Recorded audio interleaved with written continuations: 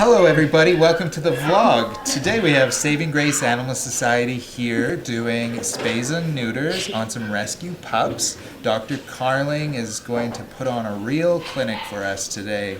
No pun intended. Today we have about 24 surgeries, and these are from anywhere from Saskatchewan to central Alberta. We try and do most of our rescuing like in our own province. We always feel like clean up your backyard before you go elsewhere. And unfortunately, the dog population is out of control because the access to veterinary care is so much harder for them. These ones are from all over. This isn't just one group. I mean, we certainly have one mom here with a litter of 11, and they're from central Alberta. So once they've had their surgery, they do go up for adoption. So we do this every week. It's great to kind of come into a new environment and see people's reactions to it, because we've been doing this for so long and I don't find it overwhelming anymore, but I see when I come in and people are like, wow, you're doing that many, and I'm like, yeah, it's like we're also doing, and today alone we're doing another 24 at another clinic. And so we're certainly doing a ton of spays and neuters, but I sometimes have to sit back and really take that in of like how many lives we are changing on a daily basis. You just have to keep going. You know what I mean? Like, I can't see a day where I don't go and help something that's in need. We've been really blessed with our following that they've stepped up every time that we've really been in a bind. We're just regular spay and neuter preps this morning, just high volume. Who will be next? Have you sedated the next one? This, Marshall is next. And is sedated by the looks of it, or Cody has fine and with? I don't have any sedation. How fast do you want to go? Probably well, as fast as she can. Okay, Jody, are you ready? I'm ready. Okay, the spays are pretty much the exact same, other than like these babies are small, really small. I still just find the linea alba and size in. Puppies though, they have a significant amount of fluid in their belly compared to regular dogs, so it's not surprising. I'll show you. Well, we will see it. Usually it has to do with like a worm load.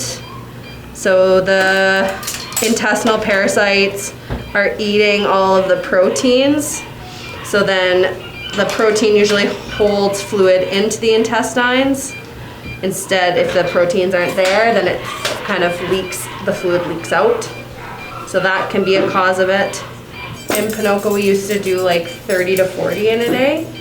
You have to work as a cohesive team. Like, it's not just how fast I can go, but it's how fast the whole team can go, and how like well-oiled our machine is to make sure that we have good rhythm. Puppies are getting sedated at the right time. They're not staying sedated too long before they're coming in for surgery. They're being prepped at the right time. So it's a lot of teamwork and timeliness, I suppose.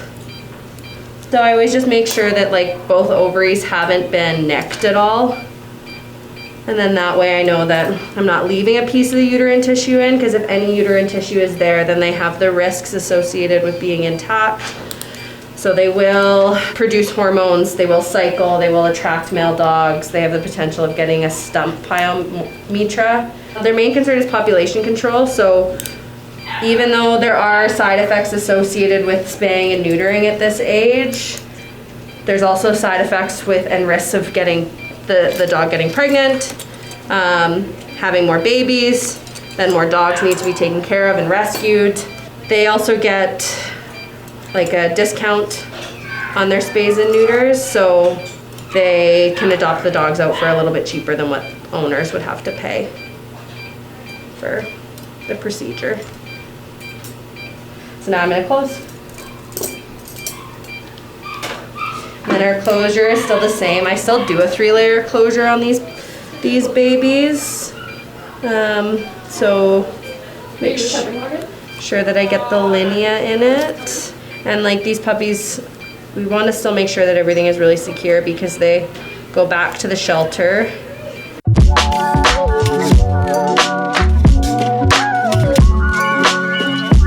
I still just do a transfixation with suture, and I suture the skin and the tunic closed. So just because I think that like these puppies go back into an environment or they're not watched 24/7. They're not always the cleanest, yada, yada, yada. So I prefer when they have a little bit more closure to make sure that stuff isn't creeping into the incision site, I guess. This is the mom. Right? Yeah, I'm thinking maybe this is interesting to You say. couldn't tell. It's just gonna be bloodier, larger. Man, she has massive mammary glands. The best thing that ever happened to you, Mama. Now you just get to have a good life and not pump out babies.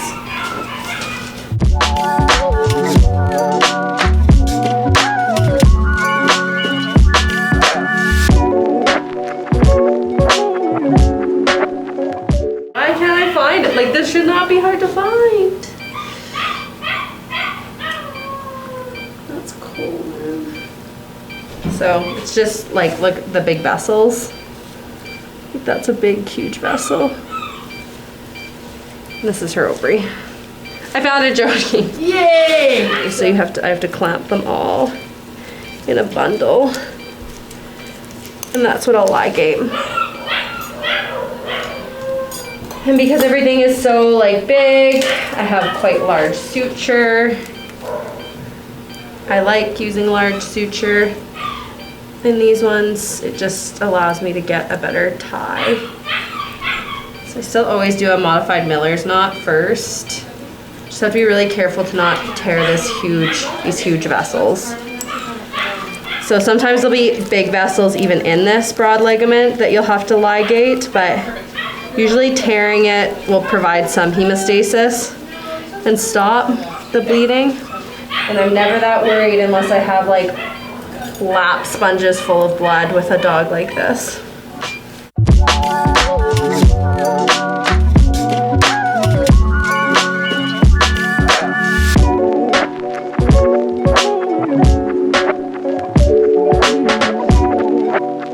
And that's much different than that baby puppy uterus.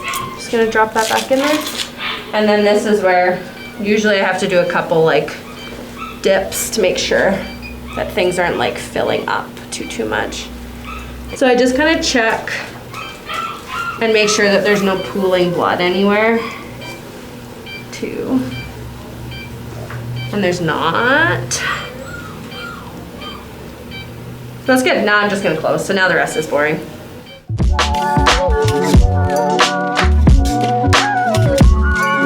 We have a little dog in the back called JR. I got a call about 2-3 months ago about a dog in northern Saskatchewan. It was about 10 hours away that was unable to move its back end. I don't like to make the 10-hour trip for one thing, so I want to get as many on board as I can.